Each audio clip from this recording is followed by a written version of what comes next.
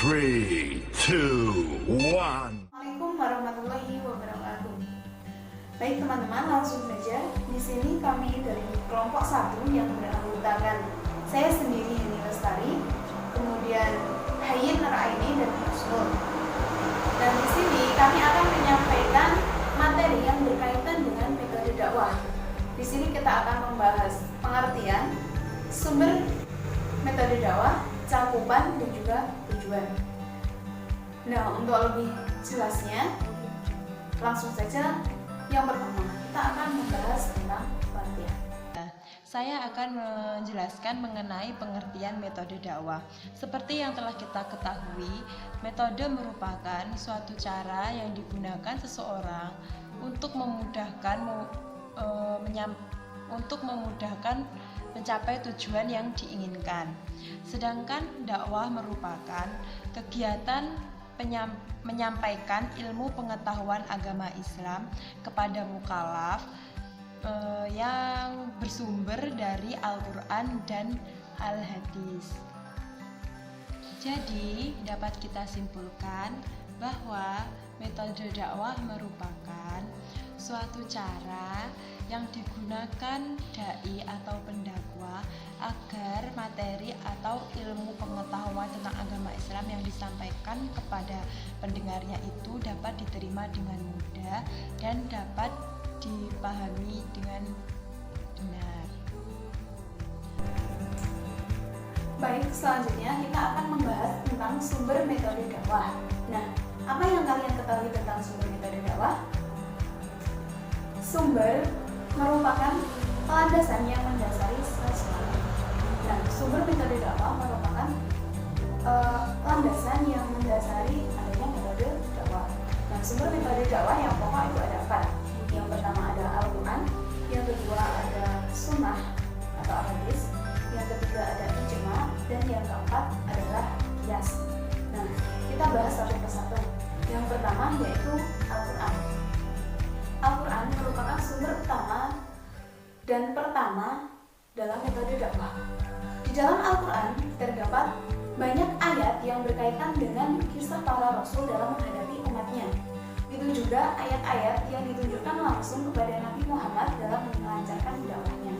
Terdapat berbagai macam metode yang tersurat bahkan tersirat di dalam Al-Quran. Contohnya seperti dalam Quran surat Al-Furqan ayat 32 dan juga dalam Al-Quran surat An-Nahl ayat 125. Nah, dari ayat tersebut hal-hal yang dapat kita ambil yakni berkaitan dengan metode dakwah, yaitu yang pertama, ketika kita berdakwah atau menyampaikan suatu materi, kita harus menyampaikannya dengan penuh hikmah.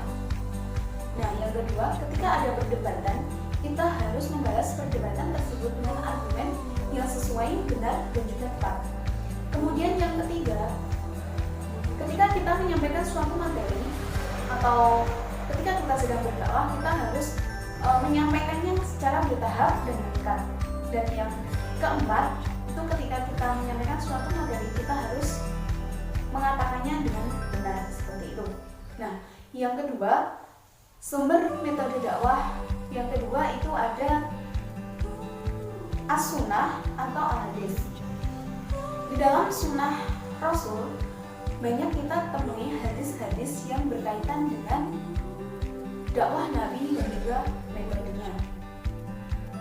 Baik ketika Nabi masih berada di Mekah atau ketika Nabi sudah berhijrah ke Madinah.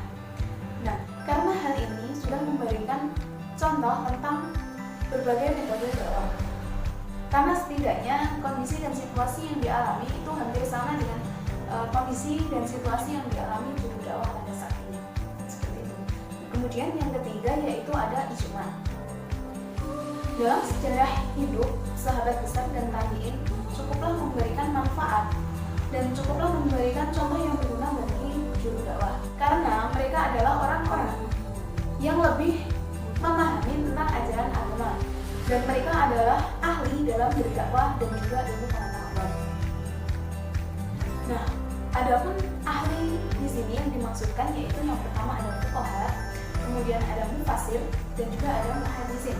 Yang pertama adalah fuqaha. Fuqaha adalah orang yang ahli dalam menggali hukum dari berbagai sumber dan dalil-dalil syariat Islam. Kemudian yang kedua adalah mufasir. Mufasir merupakan orang yang ahli dalam menafsirkan ayat-ayat Al-Quran, khususnya yang berkaitan dengan metode dakwah. Nah, yang ketiga adalah muhadisin, adalah ahli hadis atau ahli dalam menafsirkan hadis-hadis dan berusaha menafsirkan hadis terutama dari Nabi, khususnya yang berkaitan dengan dakwah dan metode dakwah seperti itu. Kemudian yang keempat itu adalah kias atau pengalaman. Sebagaimana yang kita ketahui bahwa experience is the best teacher. Jadi pengalaman itu merupakan guru yang terbaik. Dalam metode dakwah juga seperti itu. Pengalaman dai dan juru dakwah itu merupakan pelajaran atau pembelajaran yang sangat baik dan bisa kita ambil sebagai contoh. Nah, dalam perjalanannya dan perjuangannya, seorang dai yang satu dan yang lainnya pasti mengalami kondisi dan situasi yang berbeda. Mereka menggunakan metode yang berbeda dalam menghadapi mad'unya. Nah, dari sini kita dapat mengambil pelajaran tentang bagaimana seorang dai dalam menyampaikan dakwah, bagaimana metode yang digunakannya, dan bagaimana cara menghadapi mad'u yang demikian rupa. Jadi pengalaman di sini sangat penting karena seperti yang dikatakan tadi bahwa pengalaman merupakan guru yang terbaik seperti itu. Itu lebih jelasnya bisa dibaca di makalah ya. Yang selanjutnya adalah wilayah cakupan metode dakwah, yang mana di sini terbagi menjadi dua, yaitu bilisan dan juga metode dakwah bilhal. Yang pertama adalah bilisan atau penyampaian informasi ataupun pesan dakwah melalui lisan, yang mana di sini terangkum pada surat An-Nahl ayat 125, ud'u ila sabili rabbika bil hikmati wal mau'izatil hasanati wajadilhum billati hiya ahsan. Di situ terbagi menjadi tiga metode dakwah. Yang pertama adalah bil hikmah, yang kedua adalah mau'izah hasanah, dan juga yang terakhir wajadilhum billati hiya ahsan. Adalah metode dakwah bil hikmah, yaitu melalui ucapan yang tepat dan benar ataupun argumen-argumen yang kuat dan meyakinkan, sehingga nantinya seorang mad'u mau merubah dirinya dan mengamalkan apa yang telah disampaikan oleh dai tanpa adanya suatu paksaan. Yang kedua adalah mau'izah hasanah. Mau'izah itu sendiri berarti nasihat atau bimbingan, dan hasanah berarti baik. Jadi mau'izah hasanah di sini adalah pengajaran yang baik. Metode ini diwarnai dengan ciri khas bicara seorang dai pada aktivitas ceramah ataupun dakwah. Misalnya saja dalam lingkup yang kecil dakwah. Misalnya saja dalam lingkup yang kecil pendidikan orang tua kepada anaknya, itu bisa disebut dengan mau'izah hasanah. Jadi cakupan mau'izah hasanah di sini bukan hanya digunakan untuk masyarakat umum, dakwah di masyarakat umum ataupun dalam lingkup yang luas, tetapi juga pada lingkup yang kecil seperti keluarga. Nah, yang ketiga adalah wajadilhum billati hiya ahsan, yang mana berasal dari kata mujadalah yang berarti debat debat, yang merupakan tukar pendapat oleh dua pihak dengan argumen dan juga bukti yang jelas, dengan mempertahankan suatu kebenarannya ataupun berpegang teguh pada kebenaran. Mujadalah bisa juga dikatakan dengan tanya jawab, yang mana itu digunakan untuk mengetahui sejauh mana ingatan ataupun pikiran seorang mad'u.